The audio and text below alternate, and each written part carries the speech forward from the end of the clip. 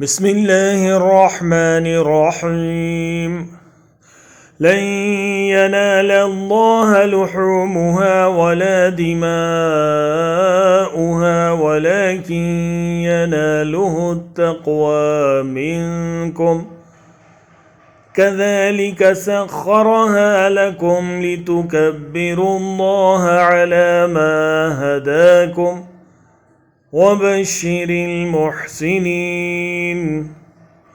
إن الله يدافع عن الذين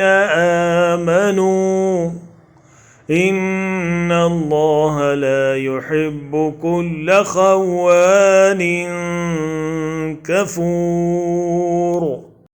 حضرت ابو हुरैरा रज़ी अल्लाह तआला अन्हु कहते हैं कि रसूलुल्लाह सल्लल्लाहु अलैहि वसल्लम ने फरमाया, जिस शख्स को क़ुरबानी की वुसअत हो और वो क़ुरबानी न करे तो वो हमारी ईदगाह के करीब न फटके. It was narrated from Abu Huraira radiyallahu ta'ala anhu that the Messenger of Allah said, whoever can afford it but does not offer a sacrifice, let him not come near our prayer place.